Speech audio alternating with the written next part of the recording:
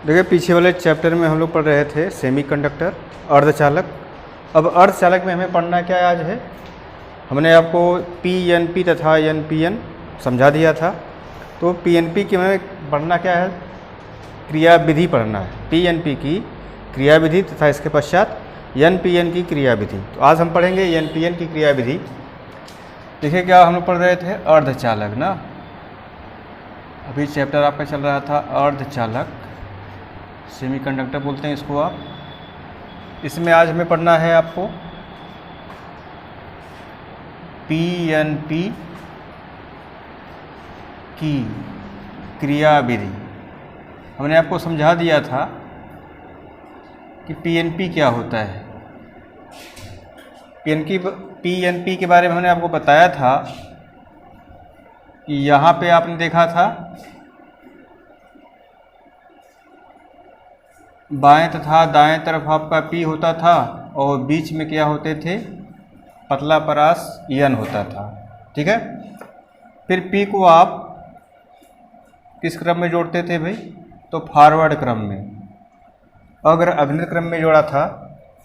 इसके पश्चात एन और पी को पश्च अभिनीत में जोड़ा था। तो पश्च अभिनीत क्रम में बताने का मतलब ये हो गया कि पी को बैटरी के माइनस सिरे से जोड़ेंगे और एन को बैटरी के प्लस सिरे से जोड़ेंगे आप। ठीक है, जो ये आपका पहला पी होता है इसे आपने क्या कहा था, एमीटर, और इनको बेस, और ये आपका था कलेक्टर।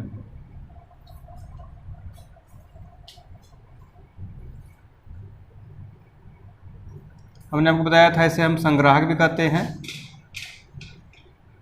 ये आपका हो जाता है आधार, और इसको क्या बोलते हैं आप हिंदी में, उत्सर्जक। देखिएगा कैसे ये क्रिया करता है, हमने आपको पूरा बता भी दिया कि पीएनपी क्या होता है। पीएनपी में आपके दाएं तथा बाएं तरफ पी टाइप अर्धचालक होता है तथा बीच में आपका एन पतला परास जिसे बोलते हैं आधार होता है। पी और एन को किस क्रम में हम लोग जोड़ते हैं, तो हमने आपको बताया था यहाँ पे ये कौन सा क्रम आपका हो जाएगा, तो अग्र अभिनत। ये क्रम कौन सा कहलाता है आपका, है अग्र अभिनत कहलाता है। चाहे यहीं पे लिख सकते हैं ये कौन सा क्रम है आपका, अग्र अभिनत, और ये कौन सा क्रम है, तो पश्च अभिनत। ठीक है, अग्र अभिनत, पश्च अभिनत। पश्च अभिनत को आपने उत्क्रम अभिनत भी बोला था, तो काफ़ी इनके नाम हैं, इस प्रकार से जानते रहेंगे आप। इस बैटरी को नाम दे देते हैं हम, यह एमीटर है तो VEC नाम दे देते हैं। जो ये आपका B है ये तो दोनों कॉमन है, तो VE, इसको B भी नाम दिया जा सकता है, एमीटर बैटरी। V आपका हो गया बैटरी, एमीटर तथा बेस। इसको क्या नाम देंगे आप, ये है C से तो C भी कर देते हैं, यानी कलेक्टर बैटरी। ठीक है, अब देखिएगा यह क्रिया कैसे करता है। तो कह रहे हैं कि आप इसको अगर अभिनीत क्रम में किए हैं तो यहाँ पे कहा जा सकता है कि अब देख लेते हैं कि पीएनपी की क्रियाविधि क्या होती है। पी और एन को आप देखेंगे, पहले यहाँ पे देख लेते हैं कि यह अग्र अभिनत में है। तो अग्र अभिनत होने के कारण जो एमीटर के होल्स होते हैं, पहली बात है कि एमीटर में क्या होते हैं, होल्स होते हैं, और एन में क्या होंगे आपके, इलेक्ट्रॉन होंगे। तो जो आपका पी होगा, जो इसमें होल्स होगा, उसको हम मान लेते हैं 100%, और 100% मान लेते हैं एन में आपके क्या होंगे, तो इलेक्ट्रॉन होंगे। ये जो सिरा जुड़ेगा आपका, इसको हम बोलेंगे संग्राहक सिरा, चाहे कलेक्टर सिरा, या संधि भी कह सकते हैं। ये इस वाले सिरे को क्या कहा जाएगा, तो उत्सर्जक सिरा। ठीक है, क्या नाम देंगे, उत्सर्जक सिरा। तो अब यहाँ पे देखिएगा, ये जब अग्र अभिनत, इसे आप पी और एन को जब आप अग्र अभिनत में जोड़ते हैं, अर्थात उत्सर्जक आधार जो संधि बनती है उसे जब अग्र अभिनत में जोड़ा जाता है, तो अग्र अभिनत में जोड़ने के कारण पी के जो होल्स होते हैं वो कहाँ जाएंगे, आपके एन टाइप में जाएंगे।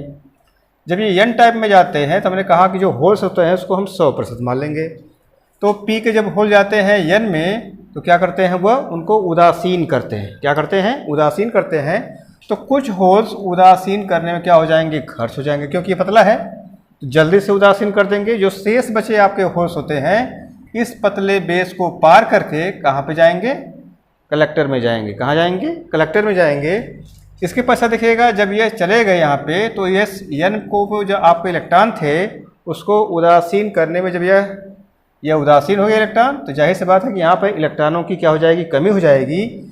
इस कमी को पूरा करने के लिए एमीटर बैटरी के ऋण सिरे से क्या जाते हैं, इलेक्ट्रॉन यहाँ पे गति करते हुए पहुँच जाते हैं। और यह यहाँ से इलेक्ट्रॉन जो है गति करते हुए ऐसे दिशा में जाएंगे तार के माध्यम से, तो इनके विपरीत दिशा में, यानी जा रहे हैं गति करते हुए इस दिशा में, ठीक है, लेकिन जिस गति में जाते हैं उनके विपरीत दिशा में यहाँ पे धारा फ्लो होती है आपकी IB। बी का मतलब हो गया बेस धारा। इसके पश्चात जब यहाँ से आपके जब यहाँ पे इलेक्ट्रॉन यानी यहाँ से इलेक्ट्रॉन पहुँच जाएंगे यहाँ पे, तो हमने आपको कहा कि इसकी क्षतिपूर्ति को पूरा करने के लिए एमीटर बैटरी से इलेक्ट्रॉन यहाँ पे बेस में पहुँच जाते हैं। इसके पश्चात देखिएगा फिर अब यहाँ पे पहले से क्या पहुँचे हुए हैं, होल्स पहुँचे हुए हैं। तो यह जो आपका संग्राहक और बेस किस क्रम में है, तो पश्च अभिन्नत क्रम में है या उत्क्रम अभिन्नत क्रम में है आपका।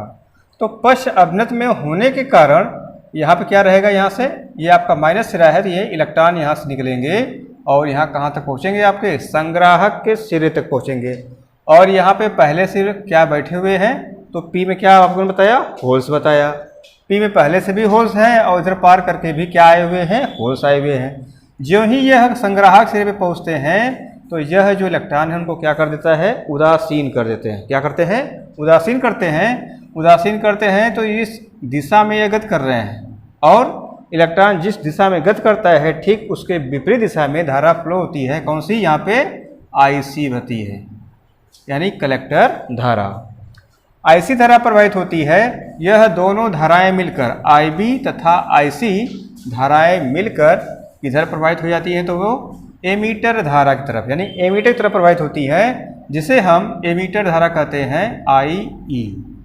कौन कौन सी धारा इधर प्रवाहित हुई, IB और IC मिलकर दोनों धाराएं एमीटर की तरफ प्रवाहित होती हैं, जिसे हम एमीटर धारा कहते हैं IE। अर्थात आप कह सकते हैं कि IE = IB + IC। बात समझ में आ गई होगी। उम्मीद करते हैं कि आपको यह बात समझ में आ गई होगी। अब यहाँ पर हम इनकी क्रियाविधि लिख लेते हैं। चलिए यहाँ से लिख लेते हैं अब क्रियाविधि। इसमें इंपॉर्टेंट क्या आपका होता है, ये जो आपका परिपथ है डायग्राम, कैसे यहाँ पे धारा फ्लो हो रही है ये आपका माने रखता है, इंपॉर्टेंट रखता है यहाँ पे, ठीक है। तो आप ध्यान से इसको आप परिपथ को बनाएंगे और धारा को क्लियर कर लेंगे कैसे यहाँ पे धारा फ्लो होगी। क्योंकि जब हम पुनः पढ़ेंगे NPN तो वहाँ पे देखेंगे धारा की जो दिशा है वो इनके विपरीत हो जाएगी। कैसे, जैसे मैंने आपको बताया है उसी के दिशा से आप धारा फ्लो करेंगे तो यह आपका परिपथ सही होगा। क्योंकि यहाँ पे परिपथ यदि सही है तो रचना हमने आपको एक बार दो बार बताया, यहाँ पे इस वीडियो को बार बार करके देख लीजिएगा, आपको याद भी हो जाएगा। तो यहाँ पे परिपथ माने रखता है, सही होना चाहिए परिपथ को। और क्रियाविधि या जो आप रचना कहते हैं, रचना तथा क्रियाविधि, वो आप सिर्फ भी लिख सकते हैं। चलिए लिखते हैं, यहाँ पे लिखिएगा एमीटर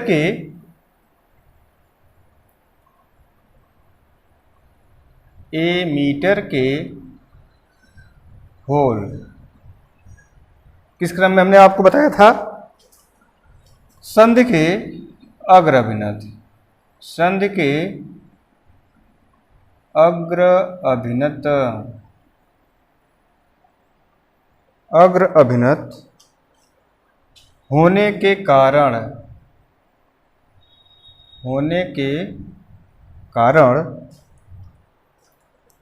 बेस की ओर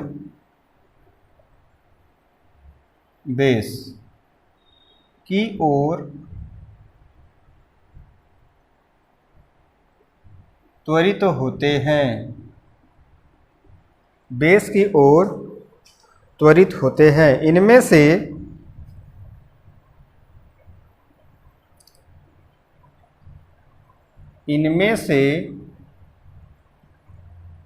2%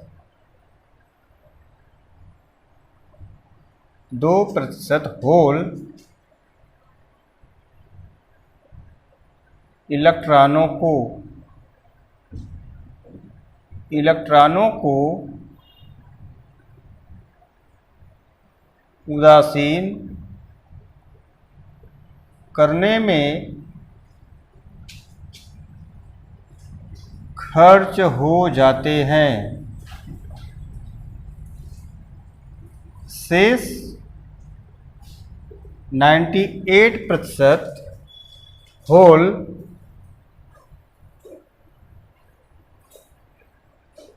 पतले बेस को पार करके कहाँ पहुँचते हैं? तो संग्राहक चाहे कलेक्टर में पहुँच जाते हैं। करके कलेक्टर या संग्राहक भी कर सकते हैं। कलेक्टर में पहुँचते हैं।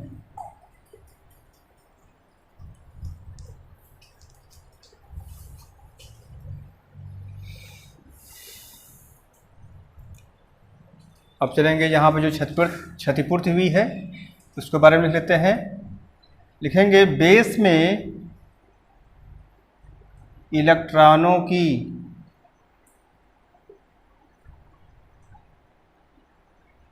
क्षतिपूर्ति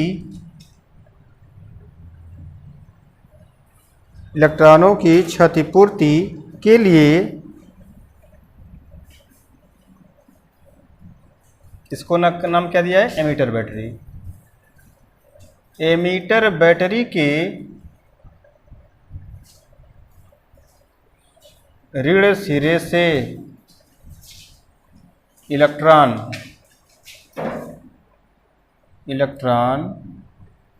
क्या करते हुए?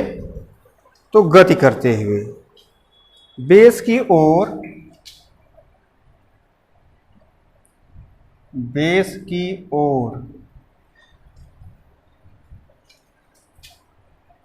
गति करते हैं तथा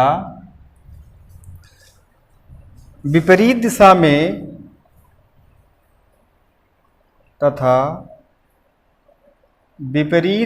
में बेस धारा, नाम क्या दिया इसका? बेस धारा IB बहती है।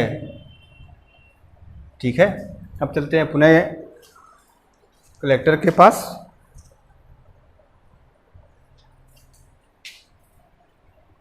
कलेक्टर में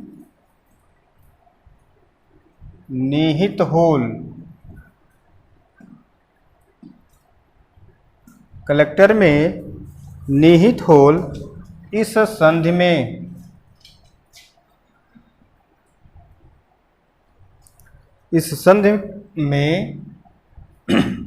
पश्च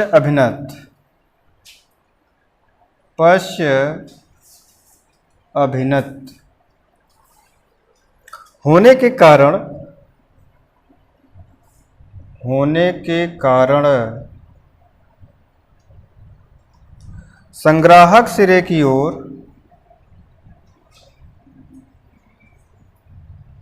संग्राहक या कलेक्टर कह सकते हैं, सिरे की ओर त्वरित होते हैं।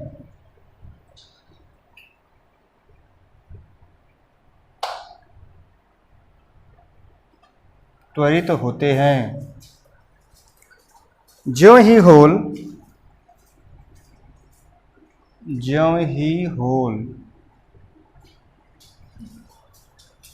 कलेक्टर सिरे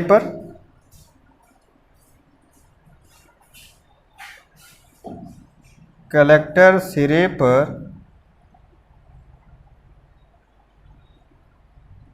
पहुँचते हैं, त्यों ही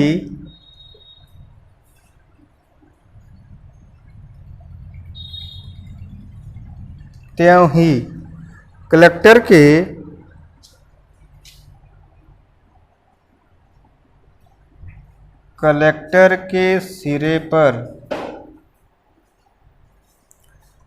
के सिरे पर इलेक्ट्रॉन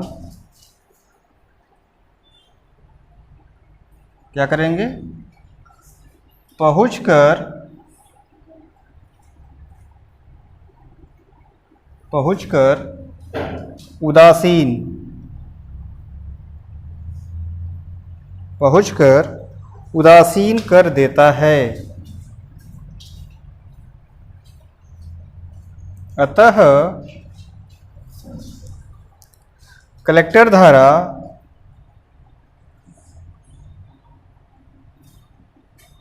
धारा IC, कलेक्टर धारा IC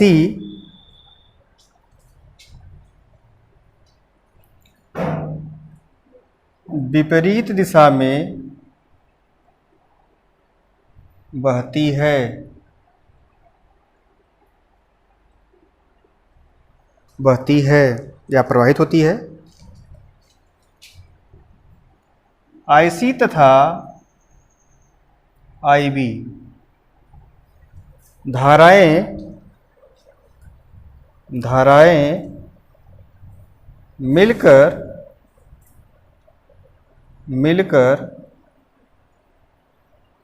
किधर बहती हैं? एमीटर की ओर,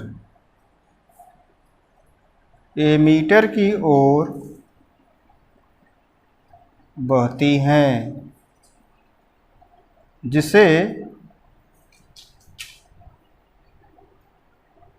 एमीटर धारा क्या नाम देंगे? IE